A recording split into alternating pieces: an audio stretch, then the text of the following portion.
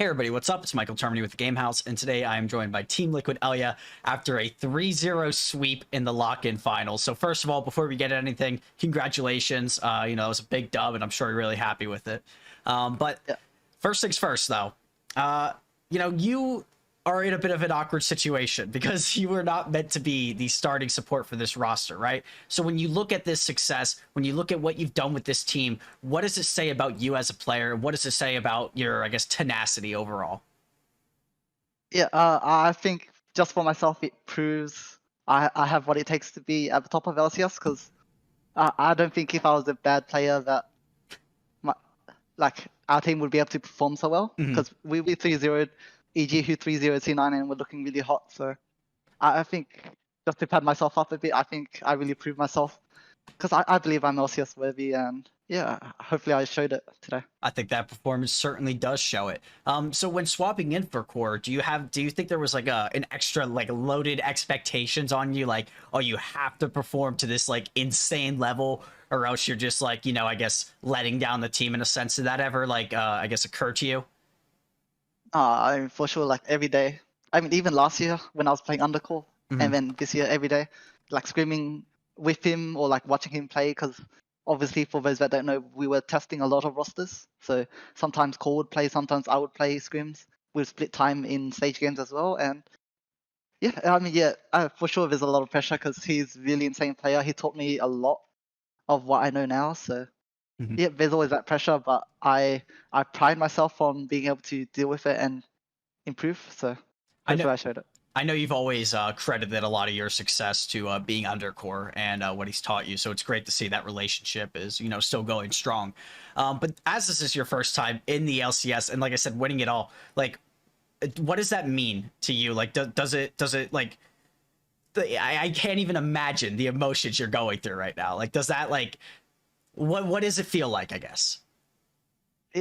For sure, my goal was to win lock-in. Uh huh. So I knew I would only be with the team for a temporary amount of time, and like I was thinking, oh, like what could I achieve in this small amount of time? And the obvious goal for me was just winning lock-in and showing what I'm capable of. And I think in the Dig series, I didn't perform the best, but people really played well and carried us. And I think I definitely brought it back and showed people what I'm capable of. And yeah, it just really means a lot to me because, as I'm sure it's to everyone else, being like debuting for LCS, obviously it's everyone's goal to be on a really good LCS team, and hopefully, or I mean, fortunately, actually, I was able to be a part of one, and yeah, it is really fun for me. Let's talk about that dig series. So what happened in this, I guess, day and a half between these games where you were able to, I guess, as a whole team, adjust and not just rely on the Whippo 1v9? Mm. Yeah, so the Dig series coming into it, I think the biggest problem is just mindset. So we knew from prior scouting that River, the jungler, was very good at ganking and that he would put a lot of pressure to bot lane. Mhm. So our mindset going into the game was like, oh, let's just try to play around with pressure, play a bit safe, you know.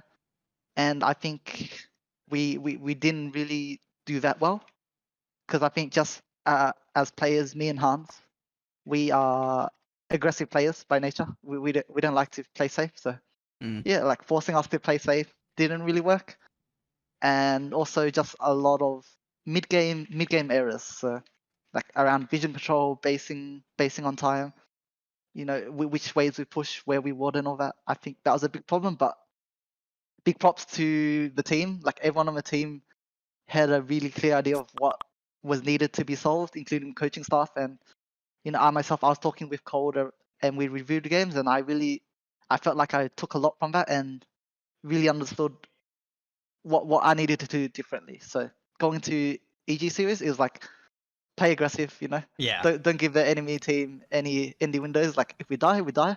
And as I'm sure people who have watched the series know, we did die a few times, but I like there's no regrets. It's like playing aggressive and trying to bully the enemy bot lane. Don't give him anything.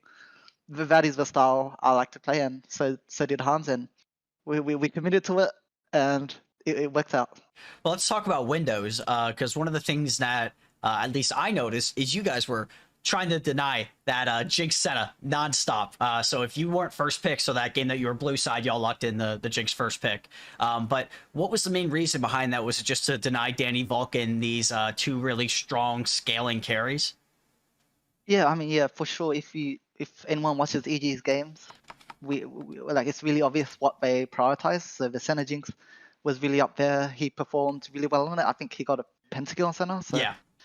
we give the respect where it's due, and we just ban it off, and it makes the level of their skill much lower Mhm. because obviously they would put a lot of practice into it, and we're confident going down the rabbit hole, playing whatever's left, and I don't think they could handle it. So Fair enough. it worked out. Well, you were on Lulu duty these games.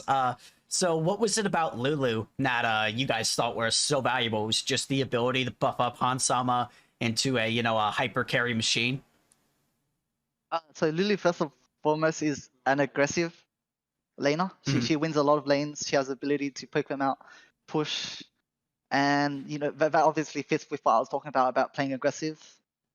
So that was a big factor, and also just like going late into the game, she scales really well, which is always a benefit because in NA a lot of games go to late game, go to Yeah. Soul or even Elder.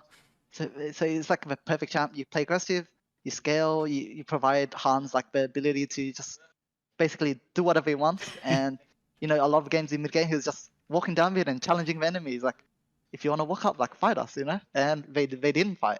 Uh-huh. And when they did try, they failed. So yeah, it's just really enabling for just the both of us to play really aggressive and at the same time be able to outplay them.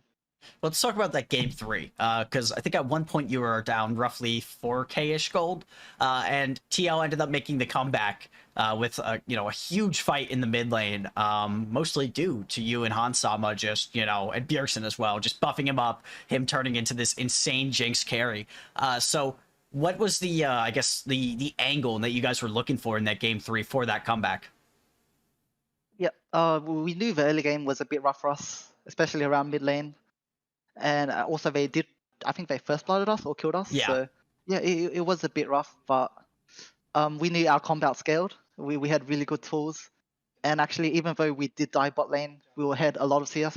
We got a lot of plates of them, so we weren't too pressured. We knew it was only a matter of time because our comp does really well, and if they ever mess up once, Jinx will get a reset, Hmm. run all of them down, and we're just waiting for that perfect time, waiting for them to mess up, and eventually it did happen.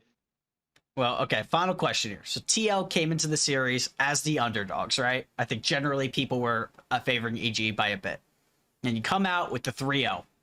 So what do you think that Team Liquid, whether it's Academy, whether it's LCS, is going to do this year, and how are they going to dominate the league? Yeah, I mean, for sure, like I see it as core comes back. Even I myself, because I'll scream TL main team, I am Mhm. a bit scared, to be honest.